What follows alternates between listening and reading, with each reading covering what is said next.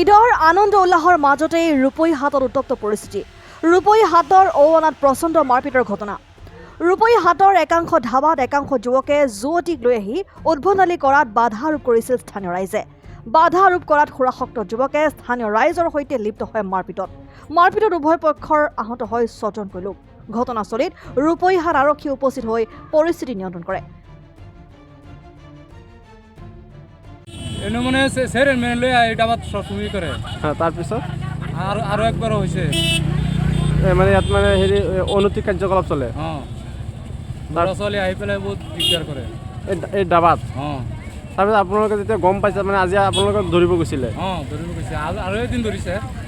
হয়, তেনেকৈ কৈছে তেওঁ এইটো মানা নাই নহয়, নামানা নহয়। আজি দেখা গৈ ডাবাৰ কিছুমান মানুহে এই ল'ৰা আপোনালোকৰ স্থানীয় ৰাইজকো মাৰধৰ কৰিছে, প্ৰায় 5জন মানুহক। চবকেইটা আহে, এইটো মান সন্মান আছে নাই ইয়াত, এইটো মানুহ চাব লাগে। সিহঁতো আহি পেলাই আকৌ এইফালে দিয়ে, ল'ৰা ছোৱালী আহি থাকে। এইটো বন্ধ হ'ব লাগে মানে। এইটো বন্ধ হ'ব লাগে। আজি যিহেতু ঈদৰ দিন, আজি ঈদৰ দিন, এইবিলাক মানিব লাগে আজিকালি মানুহৰ।